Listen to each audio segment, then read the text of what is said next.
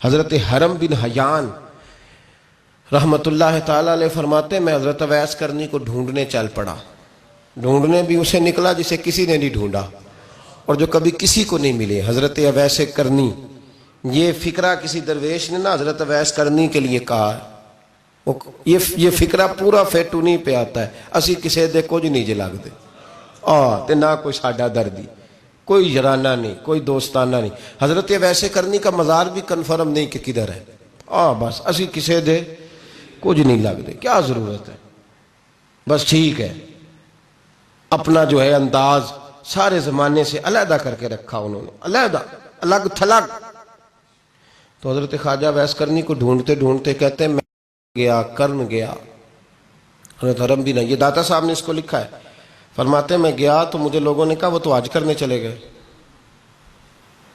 کہتے ہیں جب میں مکے گیا تو میں نے لوگوں سے پوچھا اویس کرنی آئے تھے؟ کہنے لگے ہم تو نہیں جانتے. یہ تو میرے جیسے لوگ ہوتے ہیں نا جن کی تصویریں زیادہ نکلتی ہیں تو جن کی ویڈیو زیادہ ہوتی ہے تو لوگ زیادہ جاننے لگتے ہیں، ورنہ رب کریم کے بندے تو چھپے ہوئے چکر میں پڑے ہی نہیں. کون اویس کرنی؟ تو انہوں نے کہا کہ حضرت اویس کرنی، چہرے پر برس کے داغ ہیں، کمزور سا وجود ہے، داڑھی زیادہ گھنی نہیں. جب حالات بتائے تو کہنے لگے اس طرح کا ایک شخص آیا تھا، اس نے طواف کیا تھا.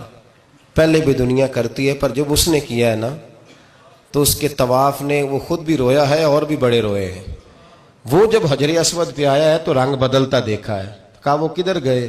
کہنے لگے پورا نہیں پتا، اتنا ضرور خبر ہے کہ ان کے انداز بتاتے تھے کہ اب مدینے جائیں گے. تو جناب حرم بن حیان کہتے ہیں پھر میں مدینے گیا، میں نے خواجہ اویس کو ڈھونڈا. میں نے کہا یار میں نے حضرت خواجہ اویس کرنی کو ملنا ہے، کسی نے بتایا ہے کہ وہ مدینہ شریف آئے. تو لوگ کہنے لگے ہم نہیں جانتے وہ کون ہے.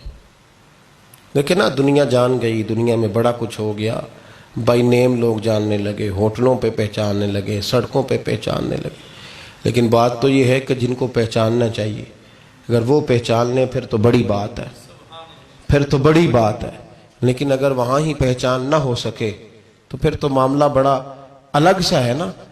عزیز بھائی، حضرت خواجہ اویس کرنی کے بارے میں پوچھا تو مدینہ شریف کے زائرین اور وہاں کے مقامی لوگ بھی کہنے لگے کوئی نہیں پتا، ہم نہیں جانتے، ملے ہی نہیں. تو کہا باریک سا وجود ہے، پرانا سا لباس ہے، برس کے داغ ہے، چہرے پہ داڑھی زیادہ گھنی نہیں، کسی کو پاس نہیں بٹھاتے.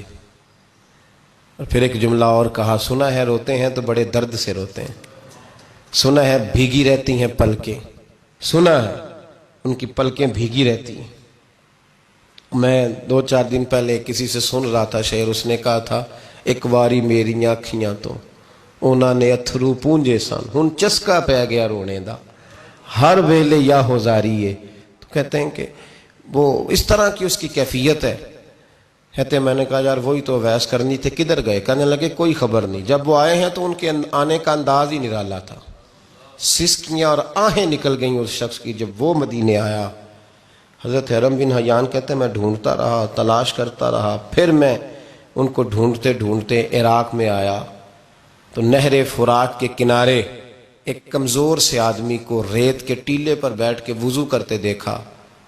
کہتے ہیں جب ان کا وضو مکمل ہوا تو میں نے کہا السلام علیکم. تو کہتے ہیں انہوں نے چہرہ نہیں پھیرا، وہیں بیٹھے بیٹھے کہنے لگے وعلیکم السلام یا حرم بن حیان،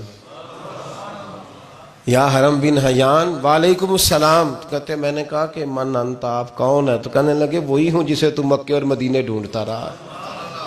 تو کہتے ہیں میں نے کہا حضور آپ میرا نام کیسے جانتے ہیں؟ بڑا خوبصورت جملہ ہے، اللہ کرے آپ کو یہ یاد رہ جائے. سبق کبھی نہ بھولنا، یہ سبق کبھی نہ بھولنا. بابا صاحب کے مزار پہ گئے تو خالی آ گئے، داتا صاحب گئے تو خالی، ایسے ہی چلے گئے. ہم فارغ لوگ تھے، کوئی کام نہیں تھا کہ بابا فرید کی گلیوں میں گھومتے رہے. ہم فارغ تھے کہ 2 بجے حضرت سلطان باہو رحمت اللہ علیہ کی جالیوں کے سامنے کھڑے رہے. ہم کو پتھر چاٹنے والے لوگ تھے کہ آدھی رات بیت گئی اور ہم بزرگان کرما والا شریف کھڑے رہے. یہ کیسے ہو گیا کہ محدث اعظم کے مزار پہ کھڑے رہے؟ ایسے ہی کوئی بات تھی؟ حضرت اویس کرنی بول کر فرمانے لگے، کہنے لگے کیا کہا تو نے کہ میں تجھے کیسے جانتا ہوں؟ فرمانے لگے تو مجھ سے پیار کرتا ہے، عارف تو روحی من روحی کا، میری روح تیری روح کی جاننے والی ہے. یہ روحوں کا رشتہ ہے، یہ خطا نہیں جایا کرتا. عرفت روحی من روحی کا، میری روح تیری روح کو جانتی ہے. یہ کیسے ہو گیا؟ کوئی ایسے لوگ تھے تو اتنی جگہ مجھے تلاش کر آیا اور میں تجھے جانوں نہ؟ یہ کیسے ہو سکتا ہے؟ یہ کیسے ممکن ہے؟ تو ڈھونڈتا رہا گلی گلی اور میں کہوں کہ میں تجھے جانتا نہیں. فرمایا حرم بھی نہ جان میں، ہاں میں دعا کرتا ہوں اللہ کی بارگاہ میں کہ رب کریم مجھے اور تجھے جنت میں اکٹھا کر دے. کہتے ہیں جب انہوں نے یہ دعا کی تو وہ چل پڑے. میں نے کہا حضور کہاں جا رہے ہو؟ فرمانے لگے میرا پیچھا نہ کرنا، میں کسی اور منزل کا مسافر ہوں، اور جس رستے میں چل رہا ہوں نا ان منزلوں پہ ساتھ نہیں کسی کو لیا جاتا. یہ میری اپنی ذاتی منزل ہے، اس میں پاؤں پہ چھالے ذرا سخت ہوتے ہیں. ہر آدمی کا کام نہیں یہاں چلنا، تو مجھے تنہا رہنے دے اور مجھے اپنی مرضی سے چلنے دے. کہتے میں نے منت کی تو کہنے لگے بس تو نے جد و جہد بڑی کی تھی تو تیرے ساتھ ملاقات کر لی، تجھے پہچان لیا، تیرے ساتھ بات کر لی، ورنہ میں کہہ چکا ہوں اسی کسے دے کچھ نہیں لگ دے. اسی لیے میں نے حضرت غالباً امام شورانی رحمۃ اللہ علیہ کے حوالے سے پڑھا ہے کہ قیامت کے دن جب حضرت ویسے کرنی جنت میں جائیں گے تو ممکن ہے اس وقت بھی لوگوں کو دیدار نہ کرایا جائے، بلکہ امام شورانی کہتے ہیں اللہ 70,000 فرشتے ان کی شکل کے پیدا فرمائے گا اور ان کے جھرمٹ کے اندر چھپا کے انہیں جنت میں داخل کرے گا. ملاقات کس سے ہوگی؟ صرف انہی سے ہوگی جن کے لیے انہوں نے زندگی گزار دی. یا خدا سے ملیں گے یا مصطفیٰ کریم سے ملیں گے. یہ بھی لوگ تو محبت کریں. صالحین کا پیار، نیک لوگوں کی محبت، صالحین کی محبت رستہ آسان کرتی. کوئی شک نہیں کہ زمانے میں سارے لوگ اچھے نہیں ہوتے، برے لوگ بھی آئے ہیں مارکیٹ میں، ہوتے ہیں، لیکن 2 4 5 10 بروں کو لے کر کے اچھوں کی محبت چھوڑ دیں گے، نیک لوگوں کا ذکر چھوڑ دیں گے، ان کا پیار چھوڑ دیں گے، ان کا تذکرہ پڑھنا چھوڑ دیں گے، ان کے پاس بیٹھنا چھوڑ دیں گے. گزشتہ دور میں جو بادشاہ بھی نیک ہوئے نا وہ بھی صالحین کی محبت کی وجہ سے نیک ہوئے. اورنگزیب عالمگیر اگر کچھ بہتر ہوئے تو اس لیے کہ ملا جیون نیک آدمی سے محبت کرتے تھے. محمود غزنوی کی بہتری کا سبب یہ تھا کہ حضرت سیدنا ابوالحسن خرقانی کے پاس جایا کرتے تھے. صالحین کی محبت نے بادشاہوں کے رخ بدلے، بادشاہوں کے.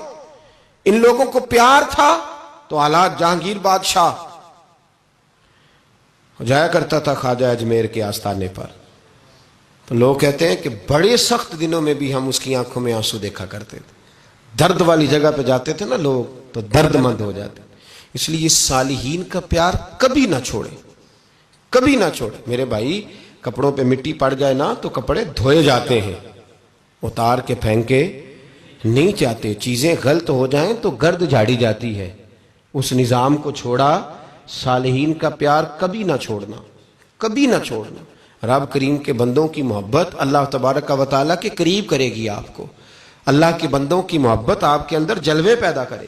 اور اگر آپ ان کو پڑھیں گے، میں جب پاک پتن شریف جاتا ہوں یا کسی مزار پر میں کھڑا ہوتا ہوں نا تو وہ جو حالات پڑے ہوتے ہیں نا ان بزرگوں کے وہ سامنے آتے ہیں کہ یہاں خواجہ نظام الدین محبوب الہی تشریف لائے. دیکھیں نا اگر کوئی بندہ سوچے تو ہو سکتا ہے کہ اس کا کلیجہ پھٹنے کو آئے. جب خواجہ نظام الدین صاحب کہتے ہیں کہ جو باب جنت ہے نا بابا فرید صاحب کا، کہتے ہیں ایسے ہی باب جنت نہیں. فرماتے ہیں جب بابا صاحب کا وصال ہوا تو بابا صاحب وہیں لیٹے ہوئے تھے جہاں آج ان کی مزار ہے، اور ان کے سرانے بالکل جس جگہ کو لوگ باب جنت کہتے ہیں وہاں میں نے رسول پاک کو کھڑے ہوئے دیکھا ہے. اب کوئی آدمی حضور کی خوشبو محسوس، اس کا ایک ارادہ بن گیا نا کہ یہاں حضور کھڑے تھے، اس پر کیفیت کیا طاری ہوگی، اس پر انداز کیا ہوگا، اس پر وارد کیا ہوگا، وہ کہاں پہنچ جائے گا 1-2 منٹ کے اندر. تو یہ تو اس وقت ہے جب اس کے محسوسات ہوں گے، جب وہ نظریاتی طور پر اس بات سے متفق ہوگا، جب وہ خوشبو محسوس کرنے کی صلاحیت رکھتا ہوگا. ایک بات عذرائے محبت ہے، کہہ دیتا ہوں کیونکہ سوالات ہوتے رہتے، کہہ دیتا ہوں. اعلیٰ حضرت کے ایک مرید تھے مولانا حشمت علی خان صاحب رحمۃ اللہ، بڑے تگڑے آدمی تھے. جن لوگوں کی پوزیشن بڑی سخت فاضل لوگ ہوتے ہیں نا، اور حاضر جواب 1 منٹ سے پہلے. پاک پتن شریف گئے تو باب جنت سے گزر کے آئے. باب جنت سے کسی ہمارے عالم نے نہیں لکھا کہ جب وہاں سے گزر گیا اب توبہ نہ کرے اور کوئی اچھا عمل نہ کرے تو جنت میں جائے گا. بس یہ کہا کہ ایک دروازہ ہے جہاں خواجہ نظام نے حضور علیہ السلام کو کھڑے دیکھا، گزر جائے کوئی تو الحمدللہ اس کے لیے ایک برکت ہے. لیکن کسی شخص نے یہ نہیں کہا کہ اب وہاں سے نکل کے آ جائے اور معاذ اللہ جھوٹ بولے، جو مرضی کرے اور کہ میں جنتی ہو گیا، یہ معنی کسی بندے نے بھی بیان نہیں کیا۔ ہاں وہاں سے گزر کے آئے، سچی توبہ کرے، بعد میں اپنے اعمال پہ محنت کرے، اللہ اسے برکت عطا کرے گا۔ فرماتے ہیں میں پاک پتن شریف سے ہو کے آیا، رش بڑا تھا، اس کے ایام تھے، تو باب جنت سے گزر کے آیا تو میں بس کی چھت پہ بیٹھ گیا۔ کچھ اور لوگ بھی تھے، تو ان میں سے کچھ ایسے صاحبان بھی تھے جن کو بیماری ہوتی ہے چھیڑ کے رکھنے کی، کوئی نہ کوئی بات کیے رہتے ہیں، یہ ہو گیا تو وہ ہو گیا، کہتے ہیں انہوں نے بات چھیڑ دی، مولانا کہاں سے آ رہے ہو؟ تو میں نے کہا پاک پتن شریف۔ تو کہنے لگے کہ آپ وہ بہشتی دروازہ جس کو کہتے ہیں باب جنت، وہاں سے بھی گزرے ہیں؟ کہنے لگے الحمدللہ، لائن تو بڑی لمبی تھی پر موقع مل ہی گیا ہے، گزر گیا ہوں وہاں سے۔ تو کہتے ہیں مجھے سونگنے لگ گئے۔ کہنے لگے پھر تو آپ جنتی ہو گئے ہوں گے، پر آپ کے پاس سے جنت کی خوشبو نہیں آ رہی۔ تنزیہ، انہوں نے کہا تنزیہ۔ تو کہتے ہیں انہوں نے طنز کیا تو مجھے بھی حق حاصل تھا، جواب در جواب کی تو اجازت ہونی چاہیے نا۔ میں نے کہا مولانا کیوں، آپ کیوں سونگ رہے ہیں؟ کہنے لگے میں نے حدیث پاک میں پڑھا ہے کہ جنتی 500 سال بھی دور ہوگا تو اس کے پاس سے خوشبو آئے گی، یعنی 500 سال لگیں گے ابھی اس تک، تو پھر بھی جنت کی خوشبو آئے گی، تو آپ سے تو کوئی نہیں آ رہی۔